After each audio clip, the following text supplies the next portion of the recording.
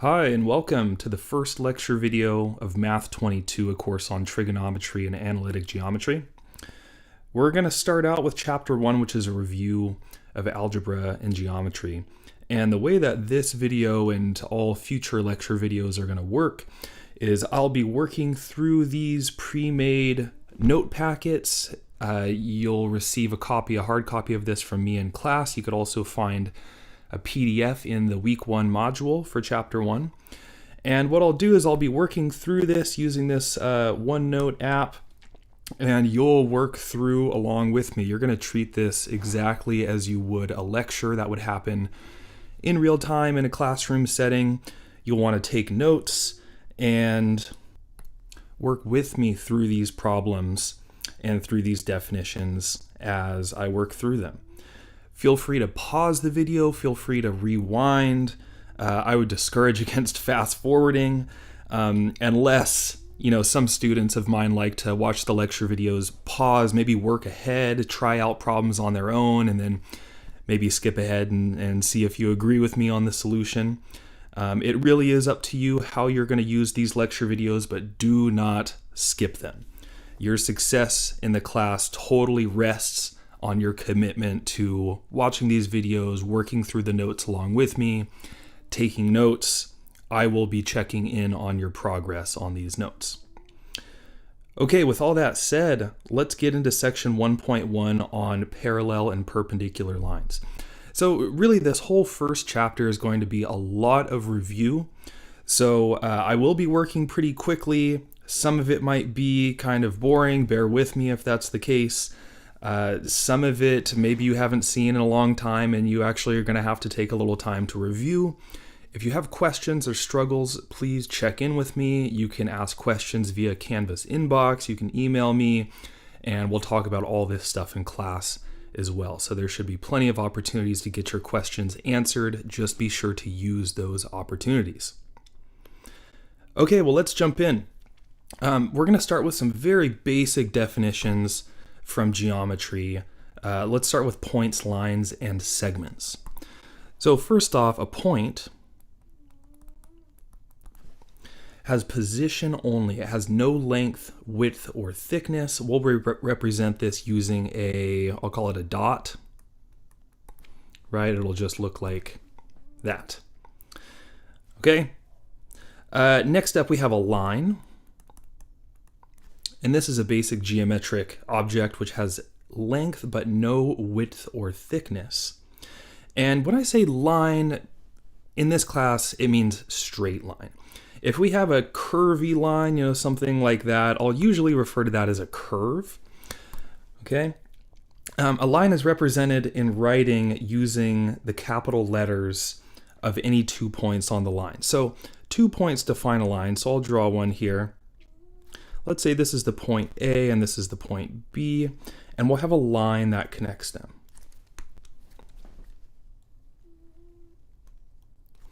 Okay, and I'll just put arrows to indicate that this extends out infinitely in either direction. The way that I would notate this, if I were just going to write it out, is like this. A, B, and I'll put a little line over the top. Okay, so that's the sort of written notation for a line. We also might have lines that look like this. I'll call this point C and point D. Sometimes we won't have arrows, extending this line out infinitely to the left and the right. We'll call this a line segment. And the third type of line that we'll see we call a ray. And this is one where it extends infinitely in one direction. How about I'll call this the ray EF, like that. Okay, so we have an endpoint on the left side at E, and then it extends out infinitely to the right.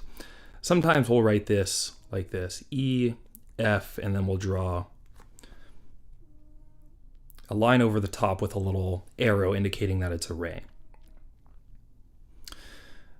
Okay, so that's sort of what we're talking about down here. And the last basic sort of geometric object that we're going to talk about is a plane. Or sometimes we'll call this a surface. and this has length and width but no thickness. So we can think of this as like a piece of paper or a chalkboard, just a flat surface, and this will oftentimes be extending infinitely in every direction, at least, in a two-dimensional space. Okay, all pretty straightforward so far. Midpoints. Let B be any point on a line segment AC. Then B divides AC into two parts. And if those two parts are equal, then we'll say that B is the midpoint of AC. And B is said to bisect AC. Bisect just means split into two equal lengths. And those two equal lengths, AB and BC, are said to be congruent, which just means that they're equal in length. So looking at the little diagram, those green points show A and C. So we have the line segment AC. And this point B is the midpoint, or we're told that it's the midpoint. That means that these two lengths right here, AB and BC, are congruent. And we'll denote that with just, a couple little lines like that. Sometimes we'll have one line like this indicating that they're congruent. Sometimes there will be two or three, but the same number of little slashes through the lines indicates that those two segments are congruent. All right, flying through here, let's talk about angles. So an angle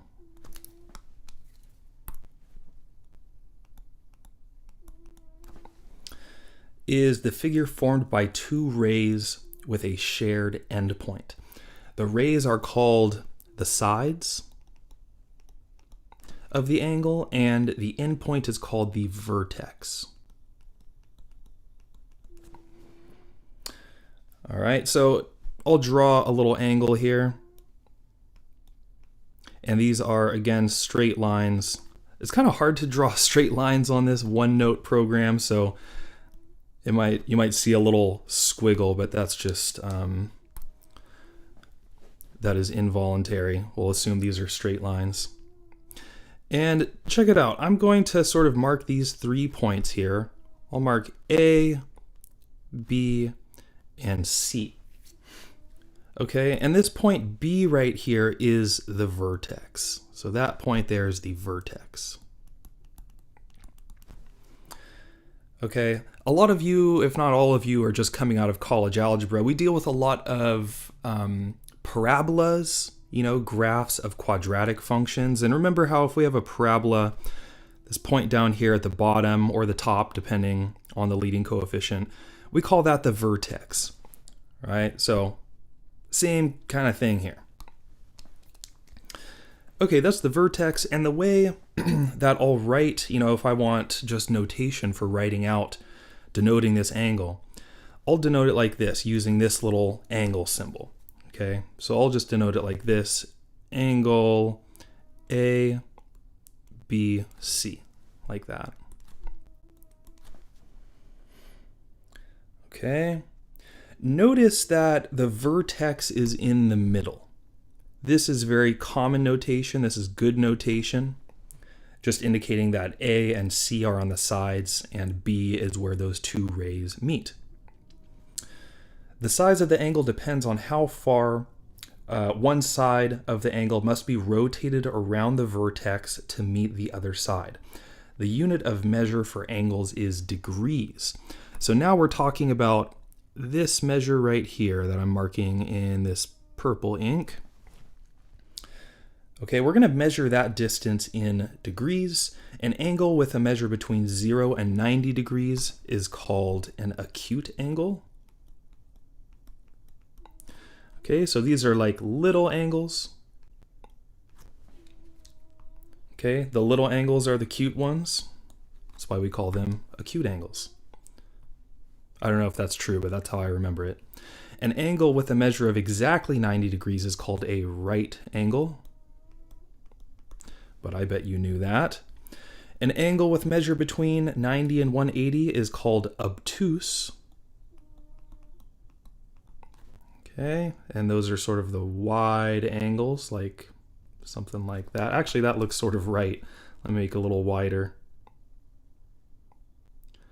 There we go. That's like an obtuse angle. And an angle with a measure of exactly 180 degrees, we call a line. Okay, and we have examples of each down here. So for example 1, we want to state the angle measure and classify each of the given angles down here, either as acute, right, obtuse, or a line.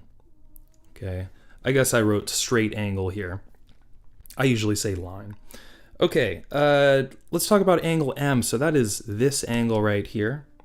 What do we think the degree measure of this angle is? Well, we have sort of a special marking here. We have this little box in the corner, right? And that's the notation we generally use to indicate a 90-degree angle. Or the classification of that would be a right angle. Right angle. Okay, so whenever you see this little box in the corner, that means 90 degrees. How about this one right here? So this is the angle ABC. And it looks like we have a straight line here. So that's what a 180-degree angle looks like. And we'll call this a line or straight angle.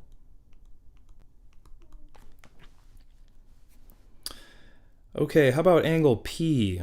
That is this one right here. It's a little pixelated, but that says 40 degrees. Okay, so I'll write in the measure of the angle as 40 degrees. Okay, and note that this notation in this measure column here, if we write a little lowercase m before the angle, that means we're listing the measure of the angle. Okay, so 40 degree. Now, what's the classification of this? Remember, 90 degrees is sort of the cutoff point.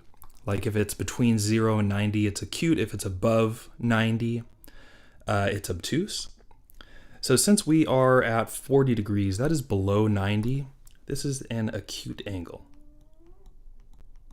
So I'll write that in there. And the last angle, SRQ, again note SRQ, where R is the vertex. We have a listed angle measure of 120 degrees. And since this is greater than 90, this is obtuse.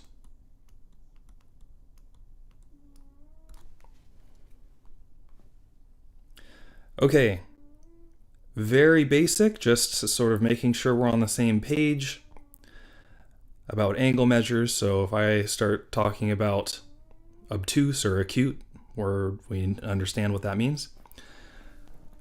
All right, let's look at some more information about angles. So two intersecting lines form two pairs of angles called vertical angles.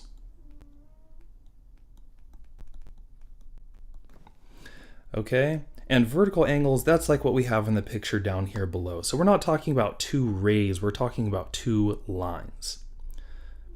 Okay, and vertical angles have equal measure. Okay, so if we have two intersecting lines, let me draw an example right here.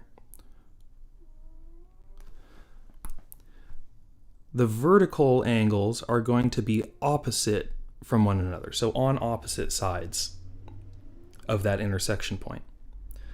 Okay, so for each pair of intersecting lines, we actually have two pairs of vertical angles. Okay, so those blue angles are congruent to each other, right? They have equal measure because they're on opposite sides of that intersection. And these red lines, I'll do two little tick marks to indicate that those are congruent to each other. Okay, remember the angles or segments that have the same number of little tick marks through them are the ones that are congruent to each other. All right. A pair of angles are, here's another definition for you, they're complementary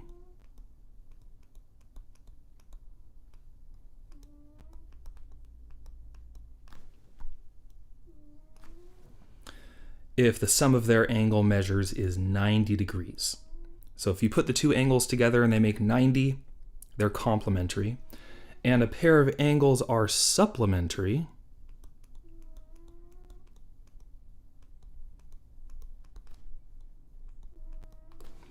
if the sum of their angle measures is 180.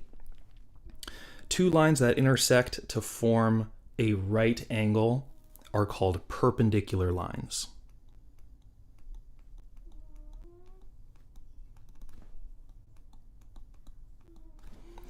Okay, and sometimes we'll use this little shorthand for perpendicular, just that. It kind of looks like an upside down uppercase T. All right, looking at example 2, we have a figure down here, and we want to list any pairs of supplementary and vertical angles, okay? So how about we start with vertical angles, because we already sort of saw a picture of that. Remember, if we have two angles which are on opposite sides of the intersection point, those are vertical angles. Okay, so my first pair of vertical angles, I'll write them down here. It's going to be angle, okay, this one on the left, how do I want to write that out? Well, remember, let's put the vertex, you know, the letter that is at the vertex in the middle. So let's do AED.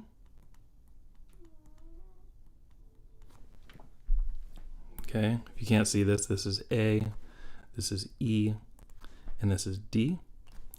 And the other one is going to be E and B.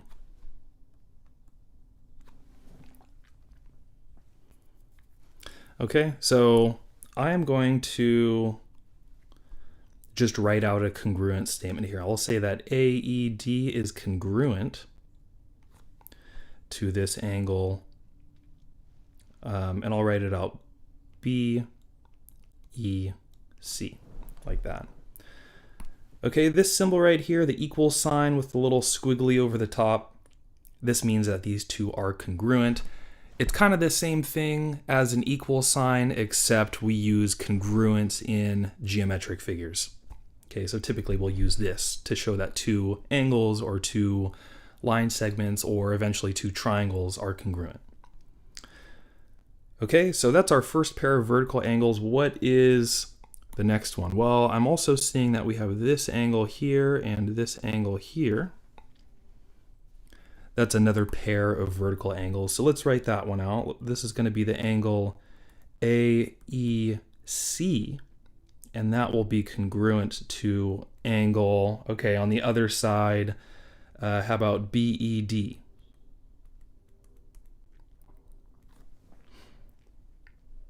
Okay, so you could have written this CEA, and you could have written this DEB. You know, there's some flexibility there. But there it is. Those are the two pairs of vertical angles. How about supplementary angles? So remember, supplementary means that they add to 180. They make a line when you put them next to each other. And I see two lines here. I see this line, and I see this line. So how many pairs of angles do we see meeting up to make those two lines? I see quite a few. So how about let's start with this line right here. Okay, I see the angle, let's do angle AED. So that is this angle right here. That is supplementary with this angle here, which is AEC.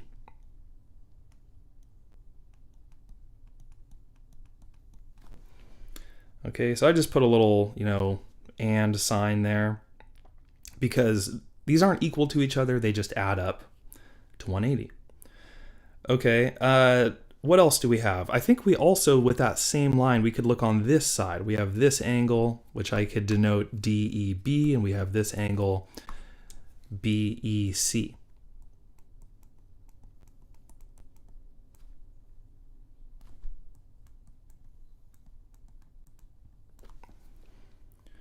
All right, so those are the two pairs of supplementary angles that come from that first line. Now let's look at the second line, AB. So what supplementary angles do we have that combine to make that line?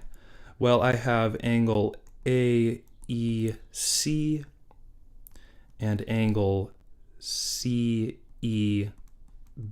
Again, being careful to put that vertex E in the middle. Okay, and I also have on the lower part AED and DEB.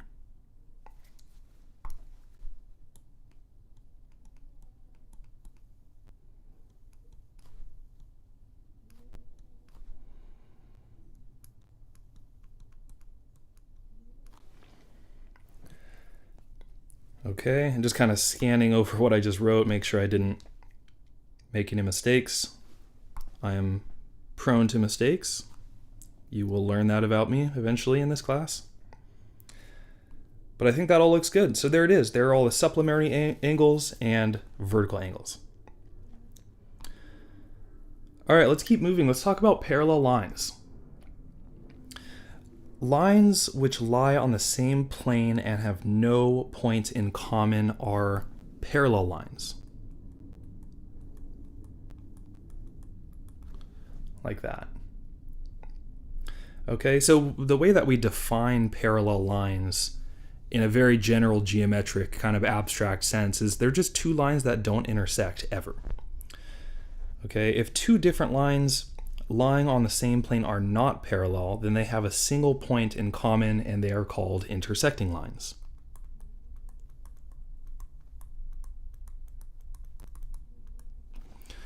Okay, so parallel lines will look something like that. Okay, and maybe I'll sort of make this first line go through point A and point B. Those are the 2 points that define that line. And then we'll call this point C and point D. And the notation that we use to indicate that these two lines are parallel is, okay, on the picture, sometimes you'll see this, where you'll see a couple of arrows like this. Okay, that indicates sort of on the picture that those two lines are parallel. But in writing, we would say that AB, that line is parallel to CD. Okay, so just those two slashes indicate that those are parallel lines. Okay, and then intersecting lines are like what we just saw up in this last example, right? They meet at one point. Okay, playing around with some kind of logical mathematical properties here, thinking about parallel lines. Let's say we have line 1, line 2, and line 3. If line 1 and line 2 are parallel, right? That's what this notation means. And line 2 and line 3 are parallel to one another. What can we say, if anything, about the relationship between line 1 and line 3? So how about I just draw these out real quick. So here's line 1, and how about let's make line 2 red. And I'm drawing those parallel to each other. Okay, and now I'll come in with line 3, I'll do this in blue, and I know that line 3 is parallel to line 2. So I'll draw it like that.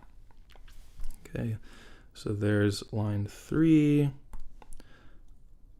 line 2, and this one is line 1. So what can we say about the relationship between line 1 and line 3? Well, neither line 1 nor line 3 are going to intersect line 2, right? Because they're both parallel to line 2. And what follows from this is that line 1 and line 3 are never going to intersect one another. Okay, so what we can conclude is that line 1 is also parallel to line 3. And this property, this is something that applies in many other cases than, just parallel lines. This is called the transitive property. So I'll make a little note about this.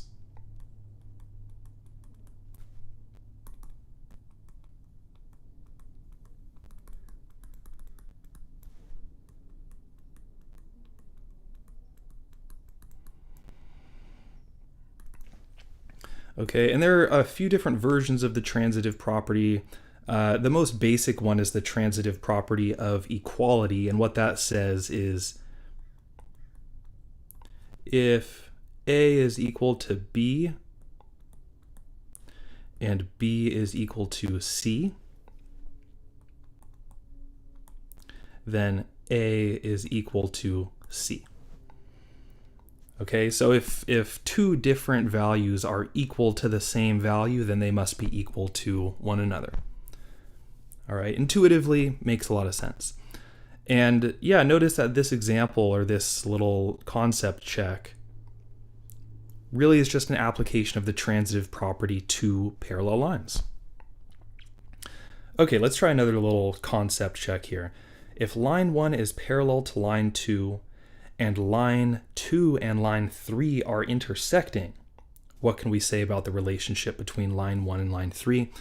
I'm going to draw another picture. I'm a very visual kind of person, so drawing it out is usually pretty helpful. So if line 1 and line 2 are parallel, they're going to look like that. Line 3 intersects line 2. So we know that line 3 is not going to be parallel to line 2. It's going to cut through at some point. What can we conclude about the relationship between line 1 and line 3? Well, remember, lines, we assume them to be straight, like they don't bend or anything like that. So if line 2 and line 3 intersect, line 1 and line 3 must also intersect. So I'll just say line 1 and line 3 are also intersecting.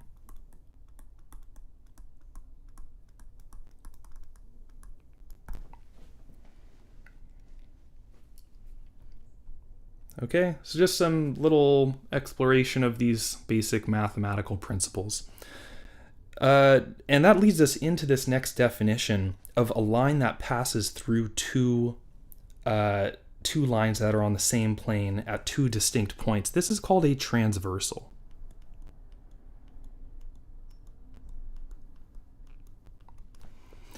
Okay, and that's what we just observed in this last little example here.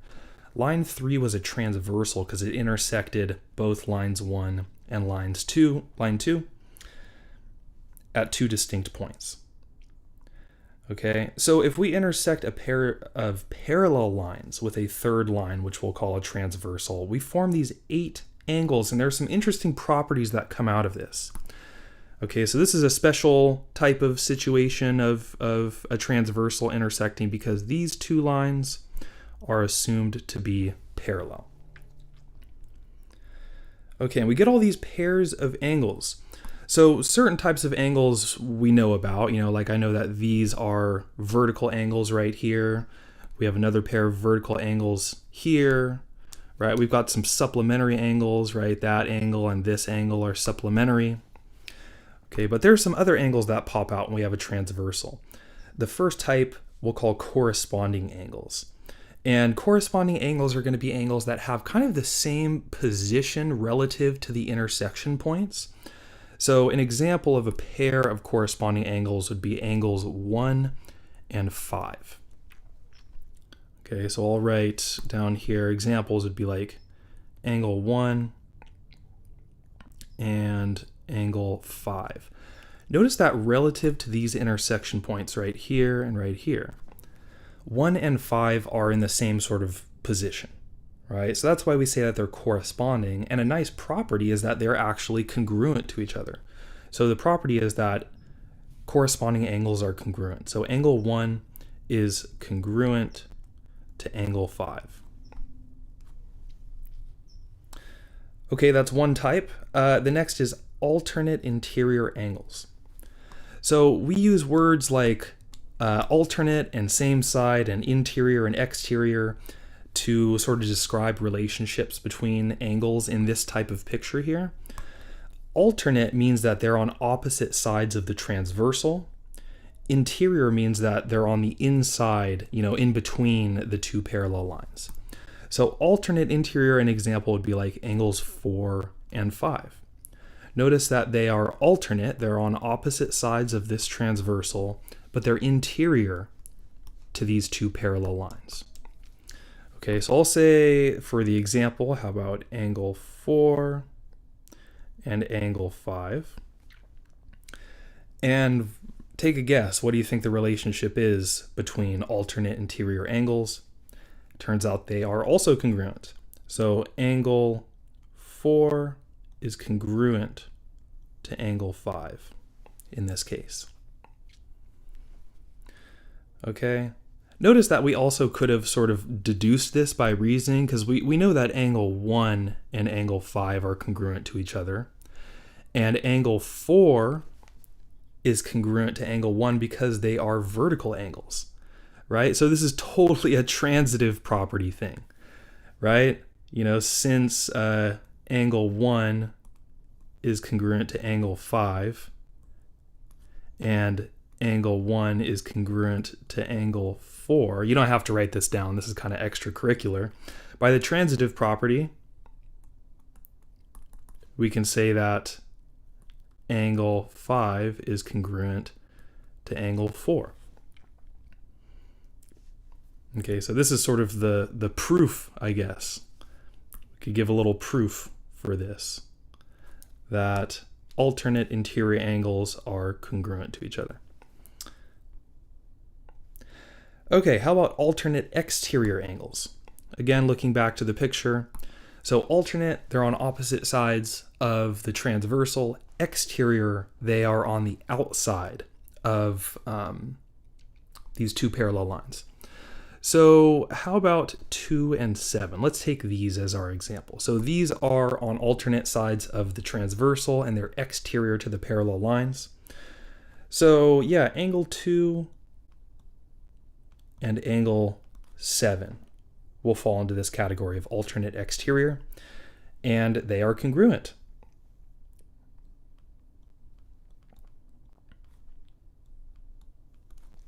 Okay, pretty nice. And the last one that we're going to talk about right now, interior angles same side, or sometimes we'll call these same side interior angles.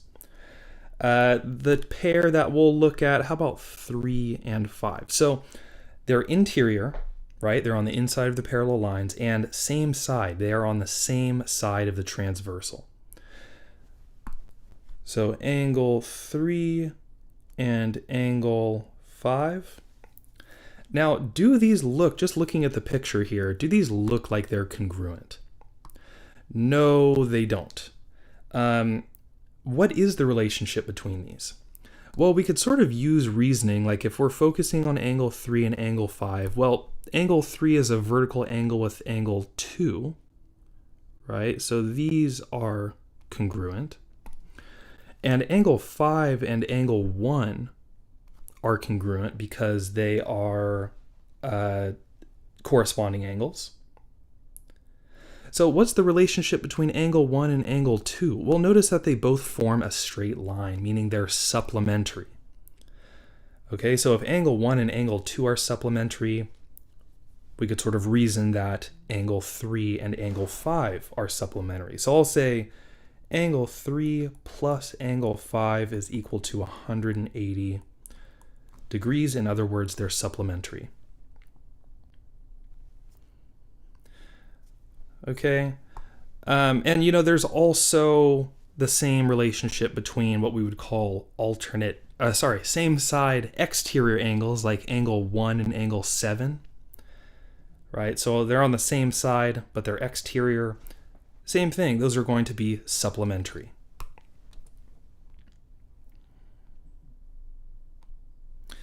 Okay, and finally we have a little problem to work on here.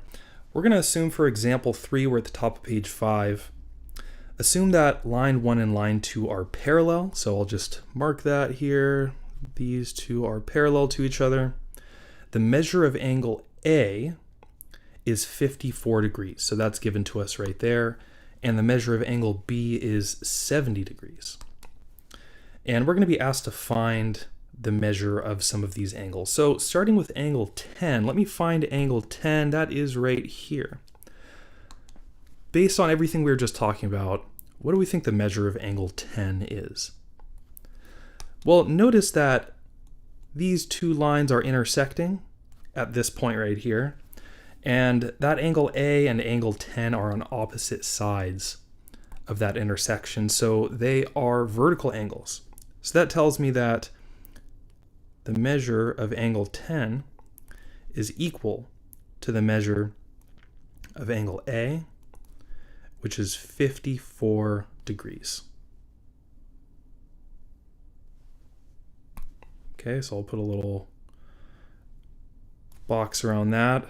I love my rainbow boxes. That's usually what I use for my answer. Okay, and that's just a result of these two angles being vertical angles. How about angle 2? Angle 2, where is it? Okay, it's down here. All right, that doesn't look, it doesn't appear to be equal to angle A, which is the angle that I have. However, notice that angle A and angle 2 are same side interior angles. Okay, so I'm going to just make a note. So angle A and angle 2 are same side interior angles.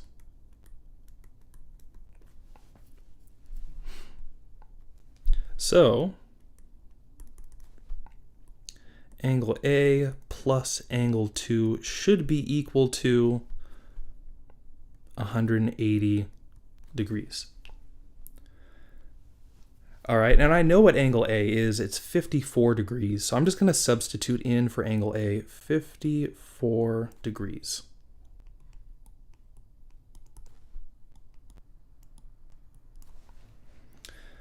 Okay.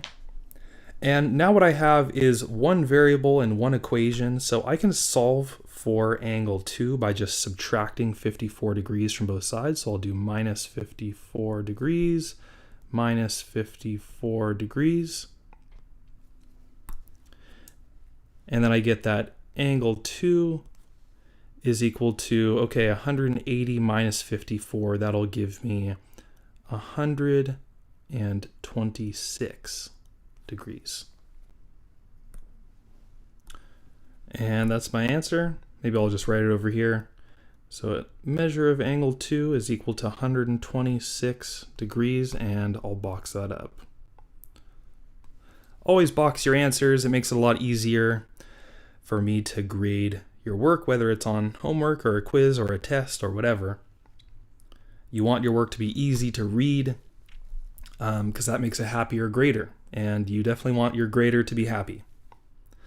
Also note that when I was doing this, we had to do a little bit of algebra here to solve for angle 2. Notice how I was working vertically, working vertically downward. I did what I could to sort of demonstrate what I was doing, when I was subtracting 54 degrees from both sides. We'll talk about this a lot in class, but showing clear steps is so important. Again, it makes it easier for me to grade your work. You might have the correct answer, but if I can't follow your reasoning, I can't always give you full credit for that answer.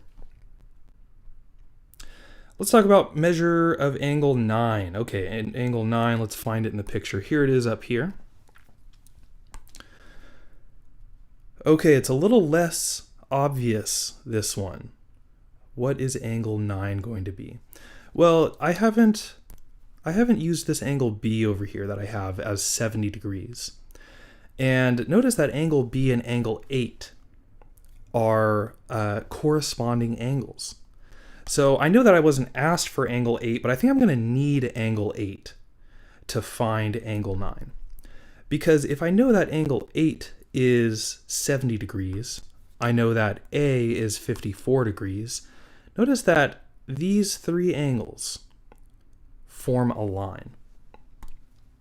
Okay, so if I add those three together, they give me a straight angle. That should add up to 180 degrees. So here's how I'm going to find angle 9. Angle A plus angle 8 plus angle 9 are all equal to 180. And angle A I know is 54 degrees.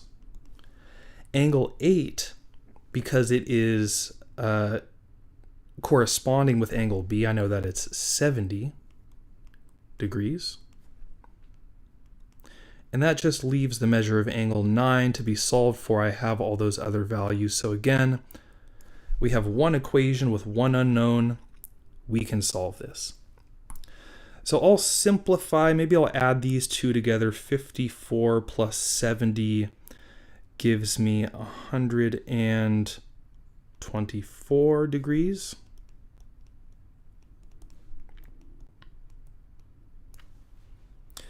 And then I'll subtract 124 from both sides, and I'll get that angle 9 is equal to 56 degrees.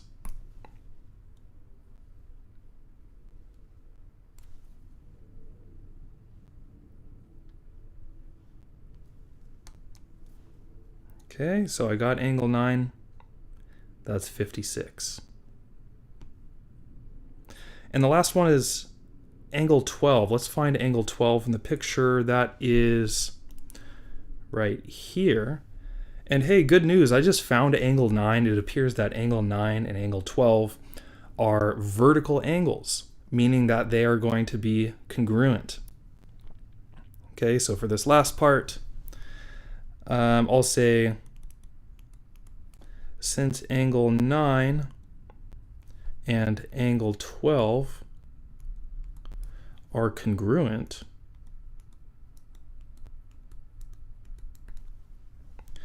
the measure of angle 12 is going to be equal to 56 degrees.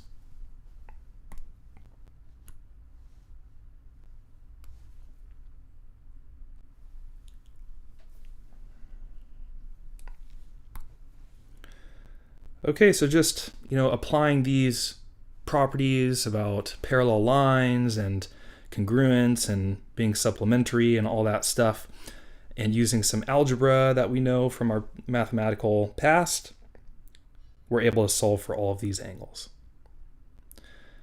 Okay, and that brings us to the end of section 1.1. So next we're going to start talking about triangles, congruent triangles, some different properties and theorems relating to that. So I'll see you in the next video on section 1.2.